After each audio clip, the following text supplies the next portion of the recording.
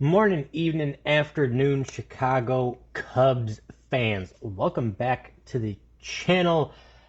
Please remember to like, subscribe, and comment on today's video if you like the content.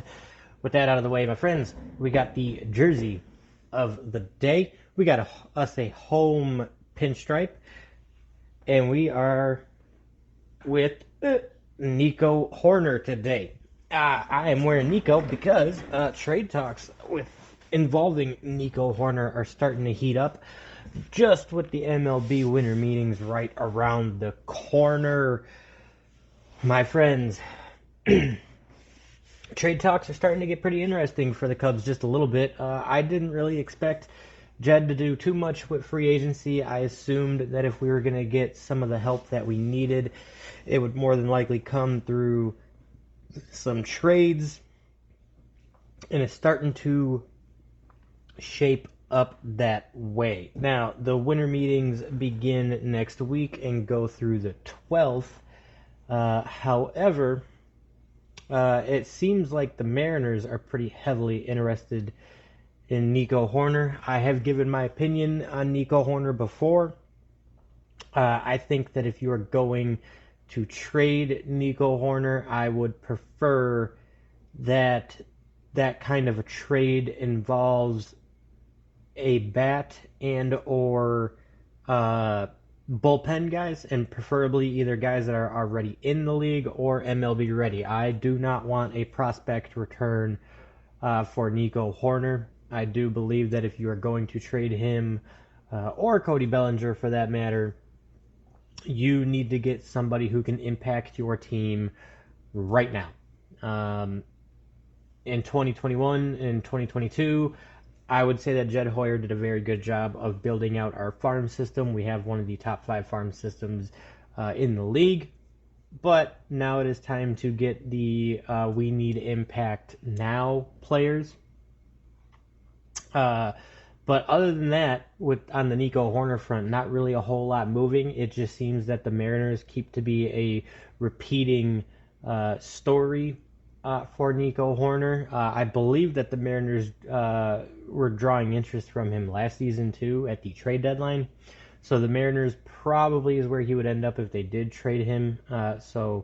With that, we look at Cody Bellinger, and it seems like it would appear that if the Cubs do trade Cody Bellinger, they would have to pay most of his contract. So at that point, if you're looking to free up the cap space from Bellinger, I personally would not move on from him if there is not a team willing to pick up the majority of his contract, which seems like there isn't.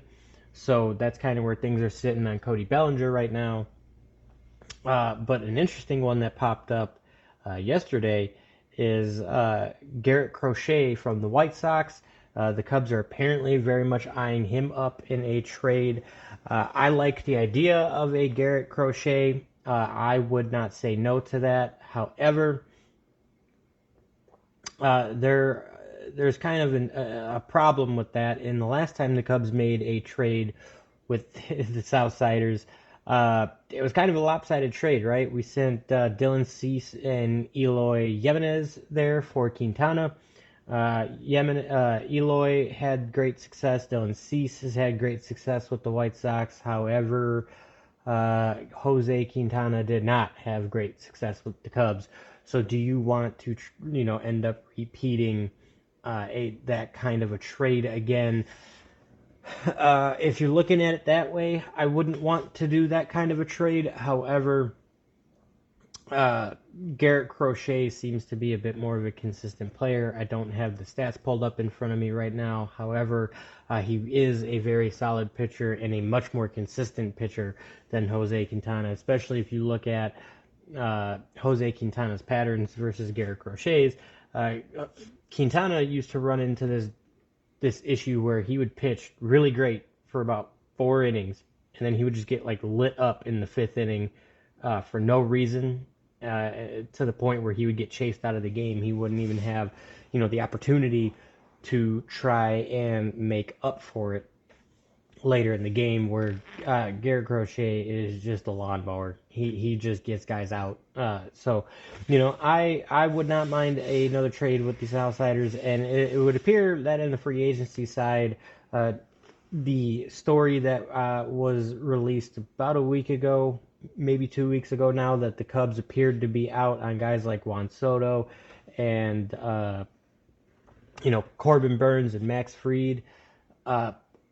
Part of that still rings true, and that is the Juan Soto piece, which I'm okay with that. I think that he would cost too much money, and we all know that the Cubs just ain't going to spend it. But the pitcher side of that, or the pitching side of that seems to not be true, because it appears that the Cubs are very much involved with talking a trade for Corbin Burns and potentially looking at Max Fried as well.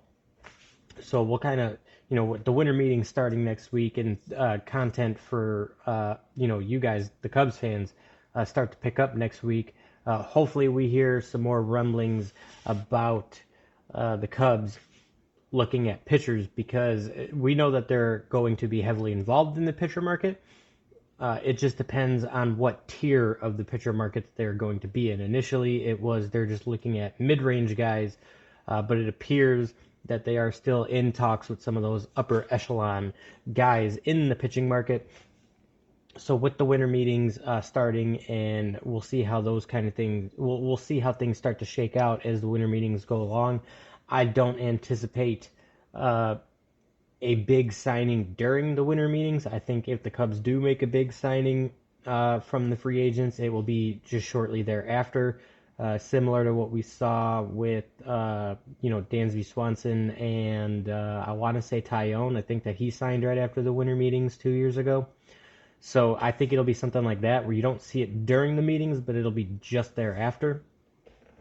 But again, it is an interesting situation, because initially they were supposed to be out on those top guys inside that market, and it appears that they're leaning back in the direction, at least for pitching. I don't know about the position player side of things. I don't know if they'll go get somebody in that upper level. I think that those upper level guys are still like the Willy Adames and guys of his caliber. So I think that the Willy Adames thing still hinges on a Nico Hoerner trade. I think that the Nico Hoerner trade would have to happen first, and then you'd probably hear things pick up on somebody like Adames or somebody of that caliber. But again, this all hinges on the winter meetings. I think I believe that it is going to be dependent on how the winter meetings go, and that's when things will start to pick up. So for now, the news is still a little bit slow on the Cubs side of things, but that's okay. I think that with the winter meetings, it'll start to pick up, so we will have more news to talk about. But Cubs fans, what do you want to see out of the winter meetings? Do you want them to sign a couple of guys during the winter meetings and get the big guys off of the market? Or would you be okay with them waiting until just after the winter meetings if they are going to score those big name guys? You let me know down in the comments below. And like the video, subscribe to the channel, hit that notification bell so we can beat the YouTube algorithm, because everybody knows that it sucks. And Cubs fans, I will catch you next week for the winter meetings.